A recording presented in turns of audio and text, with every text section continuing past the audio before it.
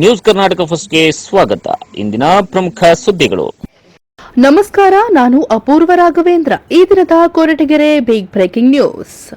ನೊಂದ ಬಾಲಕಿಯ ಮೇಲೆ ಲೈಂಗಿಕ ದೌರ್ಜನ್ಯವೆಸಗಿದ್ದ ಆರೋಪಿಗೆ ಜೀವಾವಧಿ ಶಿಕ್ಷೆಯ ಸುದ್ದಿ ನಿಮ್ಮ ನ್ಯೂಸ್ ಕರ್ನಾಟಕ ಒಂದರಲ್ಲಿ ವೀಕ್ಷಿಸಿ.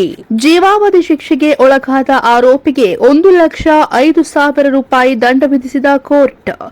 ಜೊತೆಗೆ ನೊಂದ ಬಾಲಕಿಗೆ ಕಾನೂನು ಸೇವಾ ಪ್ರಾಧಿಕಾರದ ಪರಿಹಾರ ರೂಪದಲ್ಲಿ 10 ಲಕ್ಷ ಹಣ ಬಿಡುಗಡೆ. 2022ರಲ್ಲಿ ನಡೆದ ಈ ಪ್ರಕರಣಕ್ಕೆ ಇದೀಗ ನ್ಯಾಯ ದೊರಕಿದೆ. ದಿನಾಂಕ 11/6/2024ರಂದು ಜಿಲ್ಲಾ ಸತ್ರ ನ್ಯಾಯಾಲಯದಲ್ಲಿ ಆರೋಪಿಗೆ ಜೀವಾವಧಿ ಶಿಕ್ಷೆ ತೀರ್ಪನ್ನ ಪ್ರಕಟ ಮಾಡಲಾಗಿತ್ತು. ಕೊರಟಗೆರೆ ತಾಲೂಕಿನ ಕೊಳಾಲ ಪೊಲೀಸ್ ಠಾಣಾ ವ್ಯಾಪ್ತಿಯಲ್ಲಿ ಈ ಪ್ರಕರಣ.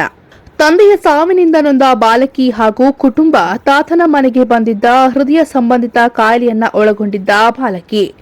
ನೊಂದ ಬಾಲಕಿ 13 ವರ್ಷದ ಮಗುವಾಗಿದ್ದು, ಮನೆಯಲ್ಲಿ ಯಾರೂ ಇಲ್ಲದ ಸಂದರ್ಭದಲ್ಲಿ ವಲಸೆಯಲ್ಲಿ ತಾತ ಆಗಬೇಕಾದ 40 ವರ್ಷದ ಶ್ರೀನಿವಾಸ್ ಎಂಬಾತನಿಂದ ಮನೆಯಲ್ಲಿ ಯಾರೂ ಇಲ್ಲದ ಸಂದರ್ಭದಲ್ಲಿ 13 ವರ್ಷದ ಬಾಲಕಿಯ ಮೇಲೆ ಪದೇ ಪದೇ ಅತ್ಯಾಚಾರ ಮಾಡಿದ್ದ ಪಾಪಿ ಶ್ರೀನಿವಾಸ್ ಯಾರಿಗಾದರೂ ವಿಷಯವನ್ನ ತಿಳಿಸಿದ್ರೆ ಕೊಲೆ ಮಾಡುವುದಾಗಿ ಬೆದರಿಕೆಯನ್ನ ಕೂಡ ನೀಡಿದ್ದ. ಬಾಲಕಿ ಅನಾರೋಗ್ಯಕ್ಕೆ ಆಸ್ಪತ್ರೆಗೆ ದಾಖಲಿಸಿದಾಗ ಬಾಲಕಿ ಗರ್ಭಿಣಿಯಾಗಿರುವ ಮಾಹಿತಿ ವೈದ್ಯರಿಂದ ತಿಳಿದು ಬಂದಿದೆ. ನಂತರ ಆತನನ್ನ ಬಂಧಿಸಿದ ಪೊಲೀಸ್ ಅಧಿಕಾರಿಗಳು ಜೈಲಿಗೆ ಕಳುಹಿಸಿದ್ರು.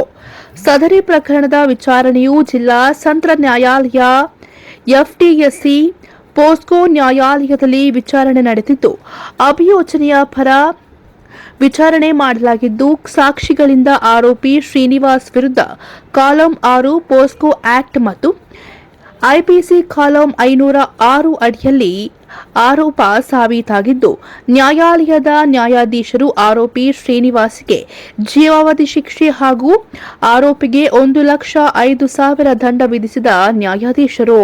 ದಂಡದ ಜೊತೆ ನೊಂದ ಬಾಲಕಿಗೆ ಕಾನೂನು ಸೇವಾ ಪ್ರಾಧಿಕಾರದಿಂದ ಪರಿಹಾರ ರೂಪದಲ್ಲಿ 10 ಲಕ್ಷ ಪರಿಹಾರದಲ್ಲಿ ನೊಂದ ಬಾಲಕಿಯು ಹೃದಯ ಸಂಬಂಧಿ ಕಾಯಿಲೆಯಿಂದ ಬಳಲುತ್ತಿದ್ದು, ಆಕೆಯ ಚಿಕಿತ್ಸೆಗೆ ತಕ್ಷಣದಲ್ಲಿ 1,50,000 ರೂಪಾಯಿಯನ್ನ ನೀಡುವಂತೆ ಜಿಲ್ಲಾ ಕಾನೂನು ಸೇವಾ ಪ್ರಾಧಿಕಾರಕ್ಕೆ ತಿಳಿಸಿದ್ದಾರೆ. ಇನ್ನು ಸದರಿ ಪ್ರಕರಣದಲ್ಲಿ ಸರ್ಕಾರದ ಪರವಾಗಿ ವಿಶೇಷ ಸರಕಾರಿ ಅಭಿಯೋಜಕರಾದ ಶ್ರೀಮತಿ ಆಶಾ ಕೆಎಸ್ ರವರು ವಾದವನ್ನ ಮಂಡಿಸಿದ್ದಾರೆ.